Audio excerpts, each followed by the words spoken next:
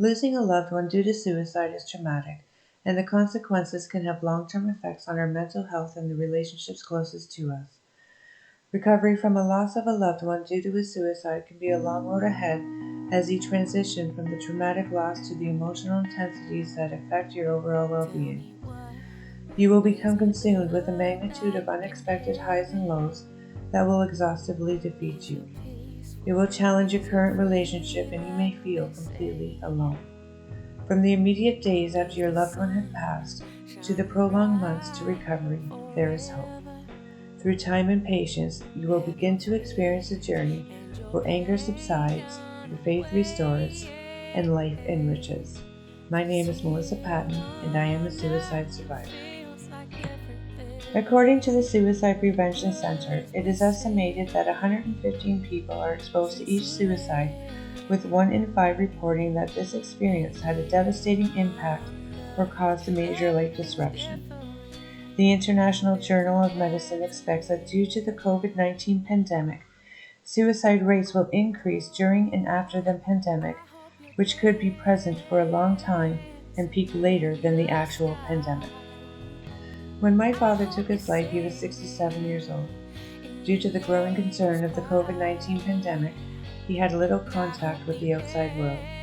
He no longer drove, he needed a cane to walk around, and his life consisted of managing his pain and looking forward to my call every night. The last time I saw my father was at my wedding 3 years prior to his death. We lived in separate provinces, which had always been challenging for both of us.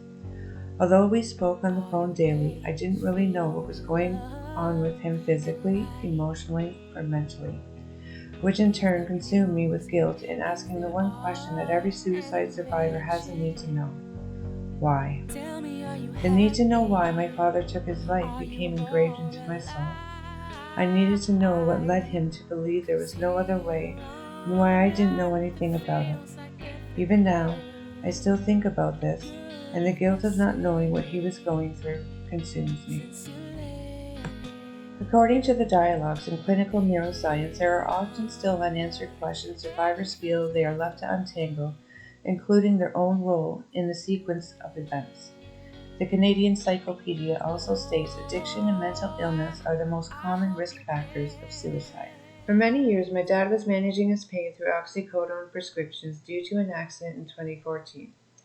He was nearly paralyzed, and ever since then, he needed prescriptions to keep his chronic pain under control. His pain was severe, and the thought of my dad being in pain was unbearable for him because his tolerance to pain was low. The use of oxycodone prescriptions kept his pain managed so he could have quality of life. When I spoke to the police officer who found my father in his apartment, I learned that my dad took his life overdosing on oxycodone. He left his will and a note on his kitchen table to calm. His chronic pain and the use of his prescriptions, his decreased socialism, loneliness, and the impacts of COVID-19 inevitably took his life. The International Psychogeriatric says single elderly men who suffer from physical pain are at a higher risk due to a potential increased experience of loneliness and decreased social integration, among other factors. The day that I learned about my father's death, I immediately fell into something that I had never experienced. I had to arrange moving his body from the morgue to the funeral home, then to be cremated and sent to Ontario. The entire time I dealt with this, I had barely had a chance to grieve. There were things to be done for my father, and the pressure of making it happen put me into a state that became robotic. While the list of tasks to be accomplished grew, the more my disbelief came, and my sense of emotion froze. Stage 1 of grief is much like this. You experience feelings of shock, disbelief, and emotional numbness. The mind functions to decide on arrangements and plan details while your body feels numb. Your psyche then goes into protection mode from your recent trauma to prevent you from feeling the pain to its fullest degree. Stage 2 is internally struggling between your mind and emotions. They fight to see which one is going to overpower you. In this stage, emotional numbness begins to wear off and intense sadness and pain becomes constant companions. You begin to fight a battle within your inner self as the struggle to comprehend what has taken place intensifies. You may feel many emotions that you have never felt and act in ways you have never acted. Feelings of rejection, abandonment, betrayal, overwhelming guilt or remorse, sadness beyond imagination, intense anxiety or fear, emptiness like a black hole threatening to suck you in, and angers towards the deceased, God, or even yourself. You become demanding, irritable, and impatient with yourself and with others. I will never forget the day when things began to settle down after Dad passed. Phone calls became fewer, and a feeling of emptiness due to my new reality began to settle in. I was sitting in my chair in the living room. I stared at the wall for what seemed like hours. I could still picture myself trying to hold back the tears because I knew I was never going to see my dad again. I was very heartbroken. I just wanted to hear his voice one more time. I picked up the phone and I dialed his number, listened to his voicemail, and hung up. I repeated this action over and over. The more I called and listened to his voice, the more my heart broke and I could feel every emotion taking over my body. I found myself wallowed in tears, unable to stop or even breathe, which then followed with months of emotions and reactions so deep and unpredictable that I no longer recognized who I was. Stage 3 of grief is your act of will. It includes your willingness to live your life again and help others. You have now hit a reality where your mind accepts your new life without your loved one. Your emotions, which was once out of control, are controlled, and you can now show the love you had for your loved one. Your will to live begins to guide your actions. You begin to feel empowered to use what you have learned to help someone else. Many survivors of suicide find it helpful to become involved in support groups. Mark, who's a suicide survivor, says, with absolutely no reservations, today I am a most grateful recovering alcoholic and drug addict, a most grateful survivor of my daddy's suicide. I am grateful beyond words to know today as a loving God who has always been with me and has sent me the survivors group and Alcoholics Anonymous and the healing and joy and assurances I know in the depths of my heart. There are a few resources to help you as you transition from the initial shock into accepting the reality of being a suicide survivor. A website called Lifeline Canada Foundation is where you can look up resources specific to your area. Lifeline Canada helps specifically with those who are victims of suicide and provides you with the resources that are applicable to your area. It's a list from province to province in Canada that you can refer to and use as a connection to get the support you need. On this page, you will also find online, email, and text options should you need immediate help.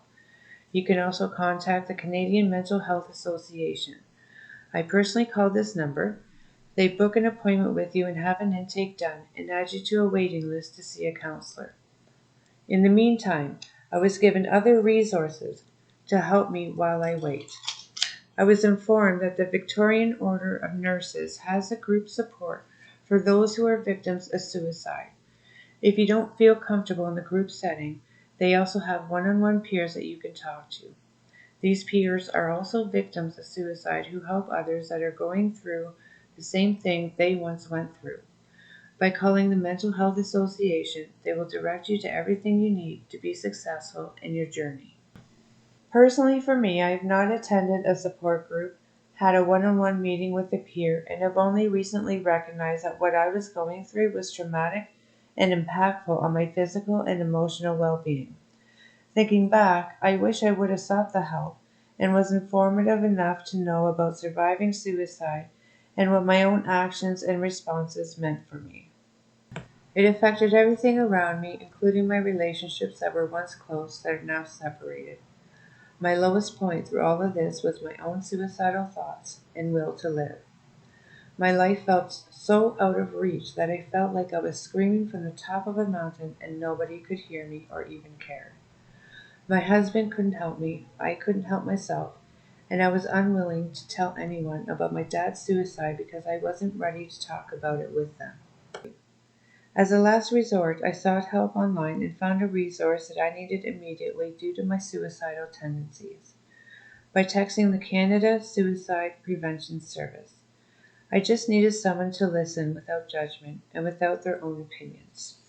They gave that to me and helped me to feel like I could begin to live my life again, embrace hope, and faith and find a new strength that allowed me to take my crumbled world and begin to piece it back together. Through time, I began to feel better about myself. Close relationships that turned raw are now on their road to recovery, and I no longer wake up with a broken heart.